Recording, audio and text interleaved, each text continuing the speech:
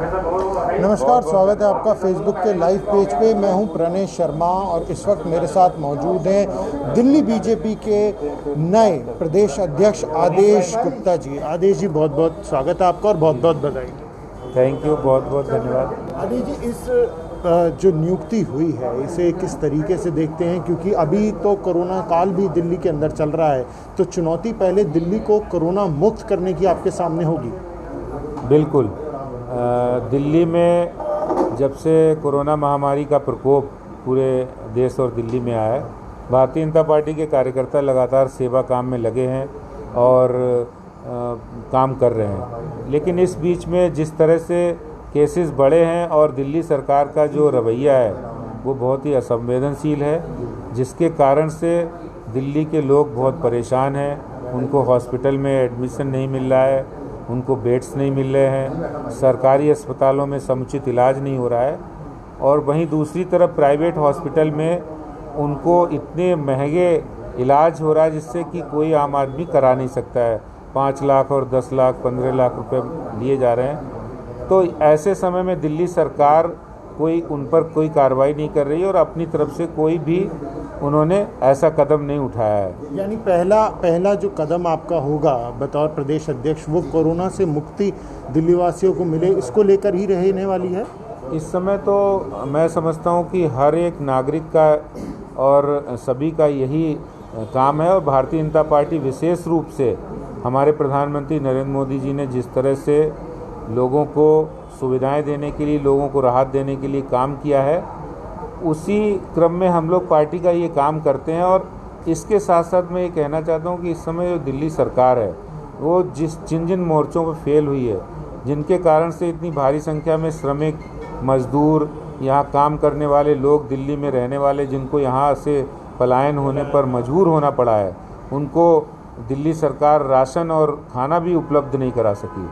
तो ये एक बहुत बड़ा दिल्ली सरकार के ऊपर असंवेदनशील रवैये का बहुत बड़ा उन्होंने काम किया है, और इसको लेके हम दिल्ली में एक आंदोलन दिल्ली सरकार के खिलाफ करेंगे। क्योंकि हम दोनों, देखिए, अभी तक हमने 2 महीने तक सकारात्मक विपक्ष की भूमिका में थे और दिल्ली सरकार को हर स्तर पर सहयोग किया। हमने खुद पार्टी के लोगों ने राशन और भोजन वितरण किया। सरकार जो कर रही थी, लेकिन पार्टी के लोगों ने भी किया।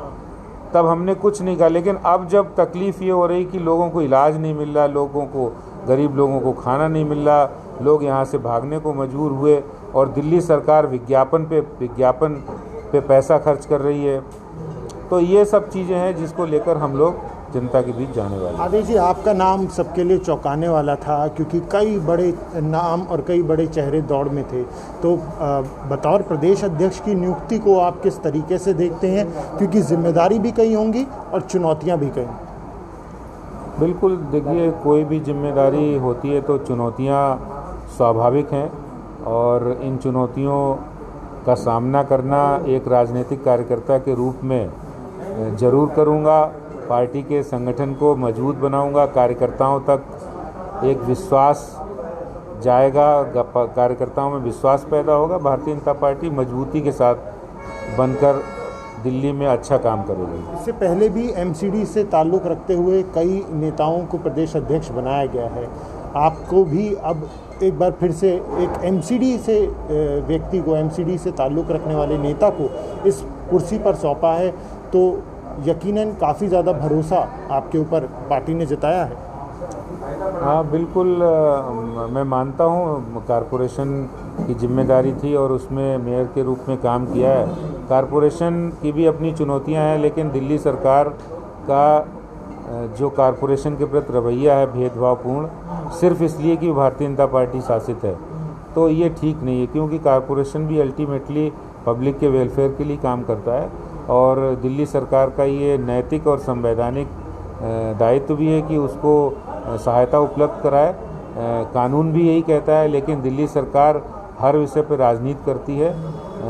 निगम के जो एक्सपीरियंस है और निगम की जो ग्राउंड लेवल पे वर्किंग है, तो उसके एक्सपीरियंस निश्चित रूप से हम क्योंकि उसको आपने बतौर मेयर वो सारी परेशानी और वो सारा जो गर्माहट है दिल्ली सरकार और एमसीडी के बीच वो देखी है।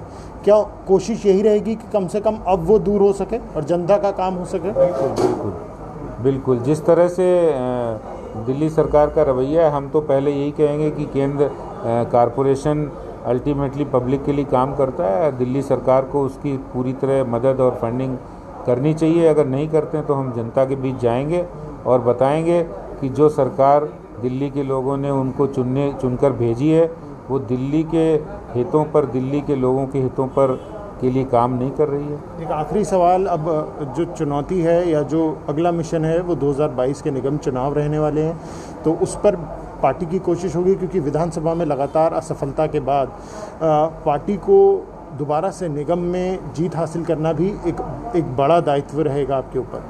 देखिए, अभी बहुत लंबा समय 2 वर्ष का है, अभी पार्टी संगठन काम करेंगी। और ये तो है ही कि जब हम कोई भी पार्टी के लिए चुनाव बहुत इम्पोर्टेंट होता है, महत्वपूर्ण होता है, और चुनाव को जीतना भी पार्टी के लिए एक बहुत बड़ी ज़रूरी होता है। तो ऐसा नहीं हम चुनाव भी जीतेंगे, लेकिन अभी तो हम पार्टी के ग्राउंड लेवल पे वर्किंग करेंगे, काम करेंगे, संगठन को मजबूत बनाएंगे। आदेश जी से बात करने बहुत शुक्रिया। तो ये थे आदेश गुप्ता जी, जिन्हें दिल्ली बीजेपी का नया अध्यक्ष बनाया गया है, और उनका ये साफ कहना है कि उनकी पूरी कोशिश है कि पार्टी जिस तरीके से पहले काम कर रही थी उससे भी और बेहतर तरीके से आगे काम करे और जो जनता की मांग है, जो जनता की ज़रूरत है, उसे पूरा करे। दिल्ली से प्रणय शर्मा की रिपोर्ट।